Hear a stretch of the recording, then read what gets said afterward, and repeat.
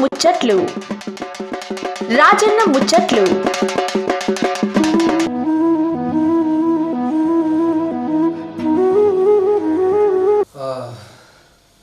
ముందుగా అందరికి క్షేత్రులు ఏం కాదన్న ఎవరికైనా అంటారు కదా. ఇప్పుడు హైదరాబాద్కి వచ్చిన, హైదరాబాద్ కాదు హైదరాబాద్, మన షాబాద్ పక్కన ఉంటాయి, షాబాద్ మండలం, రంగారెడ్డి జిల్లా. ఇక్కడ మహిళా రిజర్వేషన్ రావడం వల్ల మేడం అన్నమాట సర్పంచ్, మేడం పేరు వచ్చేసి శాంతమ్మ యాదయ్య సార్. గతంలో ఒక్కసారి వార్డు మెంబర్లు పూర్తి చేసి స్వల్ప ఓటుతో ఓడిపోయాడు. ఇక ఓడిపోయినాక ఎండ తగ్గకుండా మంచిగా గుళ్ళో ఉంటూ అన్ని కార్యక్రమాలు మంచి క్షేడకు అందరూ చూసుకుంటూ బాగానే కార్యక్రమం చేసినట్ట. అదే గుర్తింపుతోటి సర్పంచ్ గెలిచింది సార్. అంటే మేడం అన్నమాట సర్పంచ్. ఇక యాదన మొత్తం చూస్తుంటే యాదంతో ముచ్చట పెడతా నుండి ఎట్లుంటుంది తమాషలో ముచ్చట్కి పోదు. నమస్తే. నమస్తే నమస్తే రాజన్న. బాగున్నా. మంచి దట్టంగా ఉన్నాయి. దట్టంగా చూస్తే భయం అవుతుంది మరి మనం. ఎందుకంటే మరి ముచ్చట పెడదాం మరి. పెడదాం తప్పకుండా. నేను మీ గురించి తెలుసుకొని వచ్చినా వ్యూవర్స్కి ఒకసారి తెలియాలని చెప్పాను కదా. గత ఐదేళ్ల కింద మా భార్యను వార్డు నెంబర్ వేయించాం. మహిళా రిజర్వేషన్ రావడం వల్ల మా భార్యను వేయించాం. ఓడిపోయింది. అయినా సరే మేము వెనుకకు తగ్గకుండా ఈసారి సర్పంచ్ మహిళా రిజర్వేషన్ వచ్చింది. ముందుకు వచ్చినాము, వేసినాము. మాకు హైదరాబాద్ గ్రామ ప్రజలు బాగా సహకరించారు. 100 ఓట్ల మెజార్టీతో గెలిపించారు. ఇది బాగుంది. రాజకీయ ప్రస్థానం ఎప్పుడు వచ్చినాము రాజకీయంలో? అయితే ఫస్ట్ టీడీపీలో ఉన్నాం సార్ మేమంతా. టీడీపీలో ఉండడం వల్ల టీడీపీకి అప్పుడు పోయింది. ఇక పోయినాక వైఎస్ఆర్సీపీ జెండా వేసినాం. అయితే వాళ్ళ ఫస్ట్ చివరస్తలో వేసినాం. చంద్రశేఖరు, బేకర్ కాజాబషా, కందికొండ ఒక 10 మంది ముందుకు అయ్యి వైఎస్ఆర్ జెండా వేసినాం. ఆ తర్వాత వైఎస్ఆర్ కూడా న్యూట్రల్ అయిపోయింది. ఇంకా కాంగ్రెస్లో ఉన్న అప్పటి నుంచి కాంగ్రెస్ 2 సార్లు ప్రభుత్వం లేకున్నా అందులోనే ఉన్న పేరు ఉంది కనుక ఈసారి మళ్ళీ కాంగ్రెస్లో సర్పంచ్ గెలిచిన. రాజకీయం అంటే రుచి ఏందో ఇప్పుడు తెలుస్తుంది. నాకు ఇంతకుముందు తెలియదు, ఇప్పుడు తెలుస్తుంది. మనకి సర్పంచ్గా పోటీ చేసినప్పుడు ఇంటికి వెళ్ళి ప్రచారం చేస్తున్నాడు ప్రజలకి. చేసామన్నా. మాకు రోడ్లు లేవు, మాకు మోరీలు లేవు, మా ఈ సమస్య ఉంది. ఎవరైనా గెలిచి ఇంట్లో వండుకున్నారు కానీ పని చేయాలంటే మేమేం చేసినామంటే సర్పంచ్ నామినేషన్ వేసినప్పుడు సిబ్బంది రాకుండా మేము ముందుకుండి పని చేస్తామని చెప్పినాం. అదే మాట మీద ఇప్పుడు సిబ్బంది లేకుండా నేను ఉండి పని చేపిస్తున్నాను. నాకు మాట వెంటనే పిలిచి పని చేపిస్తున్నా, ఏం ప్రాబ్లం లేదు. సీసీ రోడ్లు కూడా 70% అయిపోయినాయి. నేను గెలిచినాక 70% అయినాయి. ఇంకా 30% ఉన్నాయి. ఆ 30% కూడా క్లోజ్ చేస్తాం. మెజార్టీ 100 ఓట్ల మెజార్టీ. వార్డు నెంబర్ మొత్తం వచ్చి 10, మాకు వచ్చిన అయితే 3. కాంగ్రెస్ 3 వచ్చినాయి. మీతో బీఆర్ఎస్ మా మూతే బీఆర్ఎస్, మొత్తం 7 బీఆర్ఎస్, 3 కాంగ్రెస్. మేడం గెలిపించినాక ఎటువంటి కార్యక్రమాలు ఇస్తున్నాం? మేడం గెలిపించినాక మేము గెలిచినాక ఏ వార్డులో పోయినా మోరీ లేకుండే మోరీ చేస్తున్నాం. సిసి రోడ్ లేకుండా సిసి రోడ్ వేస్తున్నాం.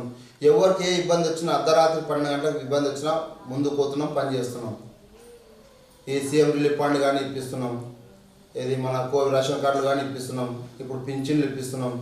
చాలా మంచిగా చేస్తున్నాం పనులు. అయితే మనం మనం అంగన్వాడీ స్కూల్ కడుతున్నాం.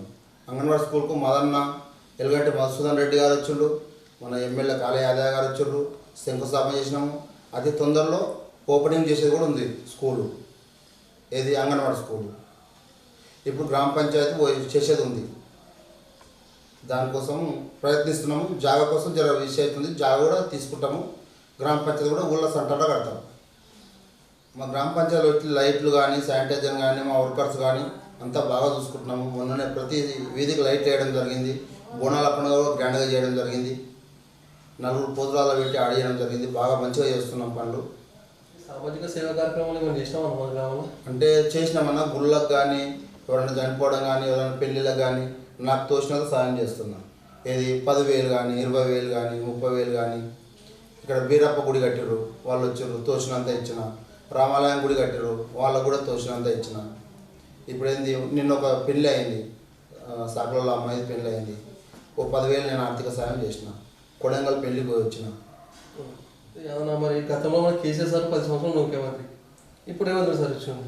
వీళ్ళిద్దరి మధ్య వ్యత్యాసం చెప్తాం. ఏం చేసిరన్న కేసీఆర్ ప్రభుత్వం, కేసీఆర్ ప్రభుత్వం అంటారు. కుటుంబ పరిపాలన చేసిరు. వాళ్ళు ఏమున్నా వాళ్ళ మంత్రులాలే, ఎమ్మెల్యేలాలే, ఎంపీలాలే అన్ని పదవులు వాళ్ళే అనుభవించారు. డబ్బులంతా దోసుకుర్రు.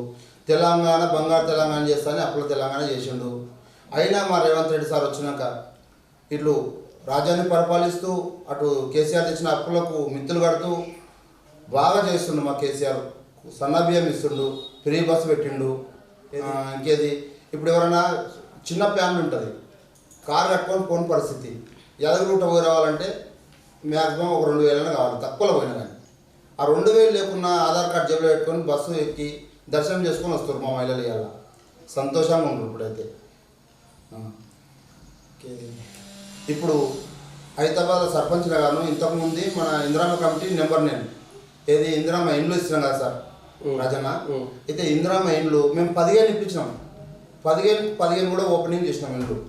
ఆ ఉచిత కరెంటే అంటే ఏమి, ఇంకొకటనా ఇప్పుడు కేసీఆర్ మన రేవంత్ రెడ్డి ఎలక్షన్ టైంలో మన రేవంత్ రెడ్డి 2 లక్షల రుణమాఫీ ఇస్తాను, ఇచ్చి తినండి అన్న. ఇవ్వక కాదు నాకే అయింది, ఇవ్వక కాదు నాకే అయింది 2 లక్షల రుణమాఫీ. నాకు 1,67,000 కాపులో ఉండే మాఫీ అయింది. ఇందిరమ్మ కమిటీ నెంబర్ ఉండి ఇండ్లు ఇచ్చినాము, ఇండ్లు కంప్లీట్ చేసినాము. ఏది మనకు సబ్సిడీ గ్యాస్ అయితే ఏమి, కరెంటు ఉచిత కరెంట్ అయితే ఏమి బాగా చేస్తున్నా రేవంత్ రెడ్డి గారు. మళ్ళీ ఇంకా అవసరం టైం ఉంది మేడం. మరి మేడం కూడా ఆధ్వర్యంలో ముందు మన గ్రామంలో చేరుకున్న కార్యక్రమం ఉన్నాయన్నా కాలయాదన్న సలహాలు తీసుకొని హైదరాబాద్ను ఇంకొక హైదరాబాద్ లాగా చేయాలని మా ఆశ.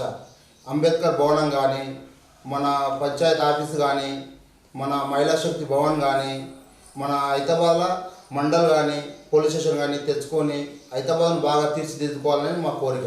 సెలియాన మరి గీతలు పోయిస్తా మంచి రాజన్న పోయిరా మంచి